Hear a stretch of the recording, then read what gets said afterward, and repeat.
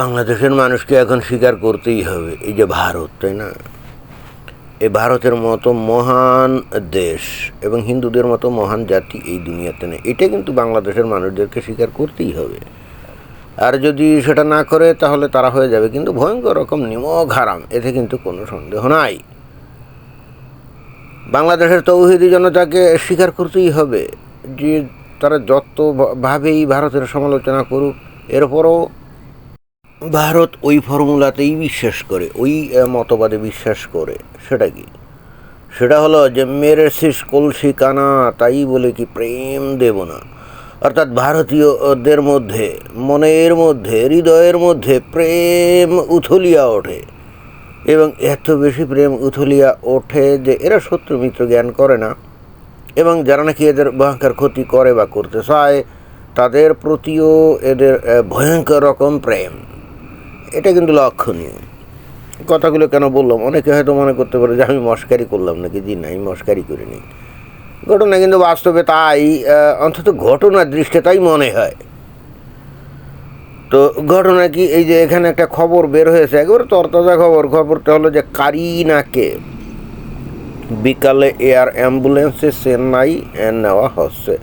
তো কারিনাকে আর চেন্নাই বা কেন যাচ্ছে, তাও আবার এয়ার অ্যাম্বুলেন্স, রাইট?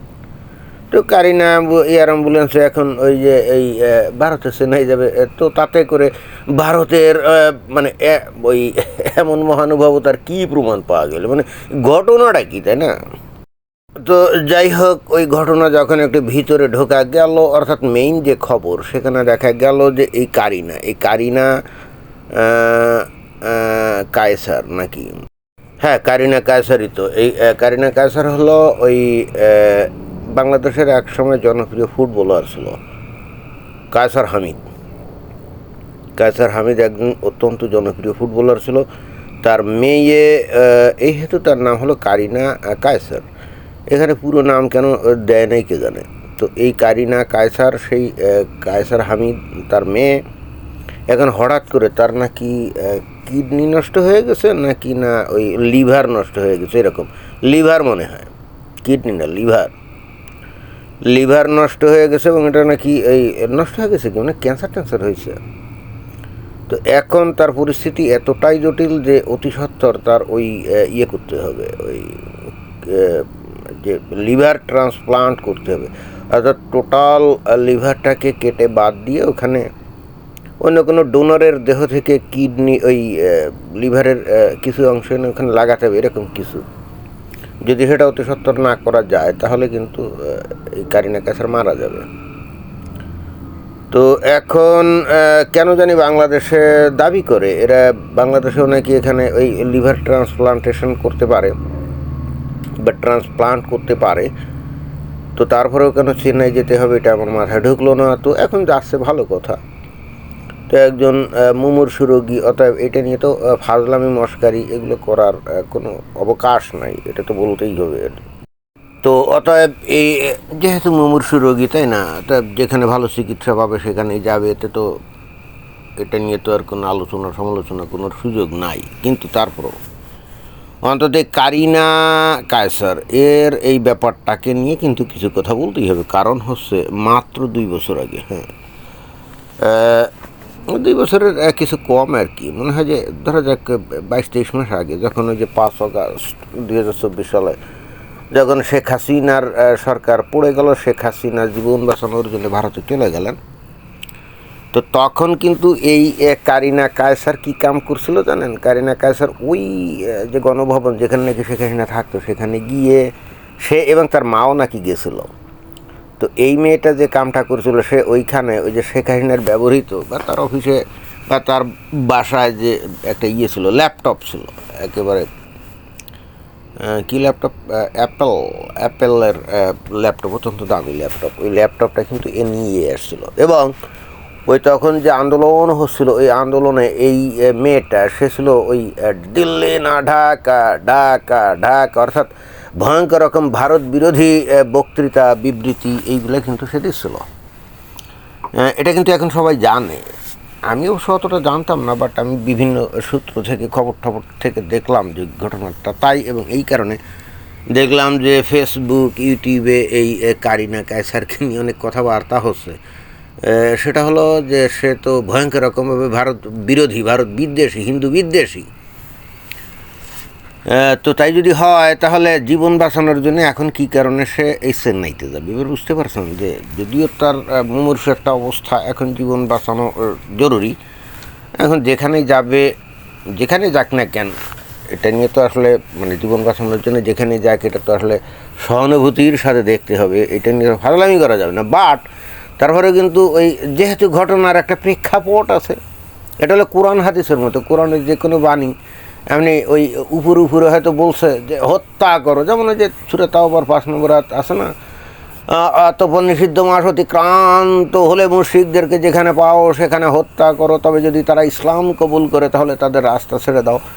এইটা দিয়ে যদি আপনি মুসলমানদেরকে বলেন যে এই যে কোরআনে ওই অমুসলিমদের হত্যা করার কথা, বিশেষ করে মুশরিক মানে কি হিন্দুদেরকে হত্যা করার কথা বলা হচ্ছে, যে অসীম কুমার সরকার কবিয়াল বিজেপির একজন বিধায়ক, এখন এটা নিয়ে তুলকালাম কাণ্ড হয়েছিল না? তো তখন অনেক মুসলমান কিন্তু এগিয়ে এসে বলছিল যে এইটা ওই রকম না, এটার প্রেক্ষাপট জানতে হবে, আগের আয়াত পরের আয়াত জানতে হবে, এবং তাহলে কিন্তু এই যে হত্যা করাটা হয়ে যাবে আলিঙ্গন করো, আলিঙ্গন করো। তো এইরকমই এই যে এই কারিনা কায়সারের বিষয়টাও কিন্তু তাই, যেহেতু এখন সে ভারতে যাচ্ছে চেন্নাইতে এই লিভার ট্রান্সপ্লান্ট করার উদ্দেশ্য নিয়ে, কিন্তু কথা হচ্ছে তার এই প্রেক্ষাপট জানতে হবে। তার প্রেক্ষাপট হলো সে ভয়ঙ্কর রকম ভারত বিরোধী, হিন্দু বিরোধী এবং বিদ্বেষী, আসলে ঘৃণা করে, হিন্দুদেরকে ঘৃণা করে, ভারতকে ঘৃণা করে। এবং সেটা সে ওই সেই জুলাই মাসে 2024 সালে যখন আন্দোলন হয়েছিল তখন সে তার বহিঃপ্রকাশ ঘটিয়েছে। তো এই জন্যই দেখলাম যে ওই ফেসবুক ইউটিউব বিভিন্ন জায়গায় তাকে নিয়ে অনেক আলোচনা সমালোচনা হচ্ছে, বলা হচ্ছে যে সে যদি এতই ভয়ঙ্কর ঘৃণা করে হিন্দুদেরকে, তাহলে আবার জীবন বাঁচানোর জন্য আল্লাহর কাছে আস্থা স্থাপন না করে সে ভারতে যায় কী করে? আর যদি যেতেই হয় বাংলাদেশের বাইরে, তাহলে তার তো যাওয়া উচিত ছিল পাকিস্তানে, সে ভারতে যাবে কেন?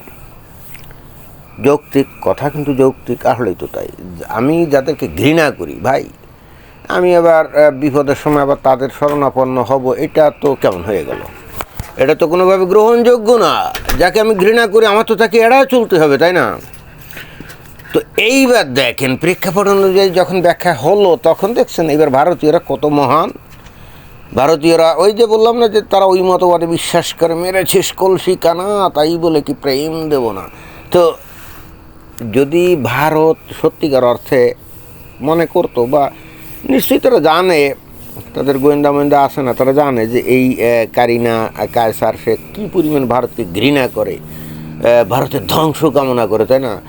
তো তারপরেও কিন্তু দেখেন যে এই যে চিকিৎসার জন্য যে মেডিকেল ভিসা আপনারা দেখেন, তাকে কিন্তু ভিসা দিতে কার্পণ্য করে নাই। কে কার্পণ্য করছে?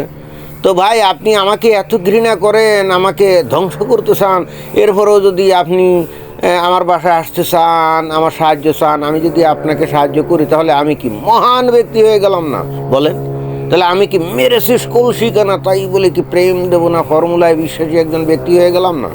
এবং বস্তুত ভারত তো সেই কাজটাই করছে, কি বলেন?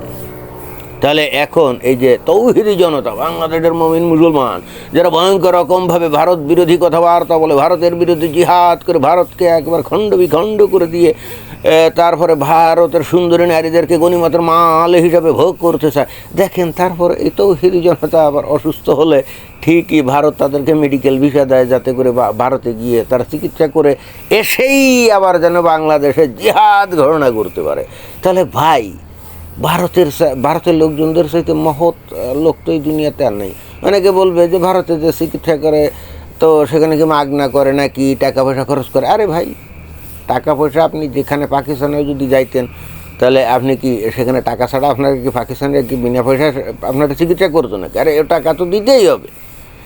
বাট এই ধরনের লোকজনদের চিকিৎসা না দিলে ভারতের হাসপাতাল বা ডাক্তাররা না খেয়ে মারা যাবে, রাস্তায় ভিক্ষা করবে, ভাই ভিক্ষা দেন ভাই, মানে বিষয়টা তো এরকম না, এই বাংলাদেশের তৌহিদি জনতা এদেরকে চিকিৎসা না করলে ভারতের ডাক্তাররা কি না খেয়ে মারা যাবে? ভিক্ষা করার জন্য রাস্তা নামবে না? তাও তো না। তাহলে এই বাংলাদেশের মানুষ ভারতকে এত ঘৃণা করে, হিন্দুদেরকে এত ঘৃণা করে, এবং সেটা ধর্মীয় করে না, কারণ ভারতের মানুষ মুশরিক হিন্দু, নিকৃষ্ট প্রাণী, তো তাদেরকে তো ঘৃণা করতেই হবে ভাই, ধর্মীয়ভাবে না করলে আল্লাহ তো খেপে যাবে।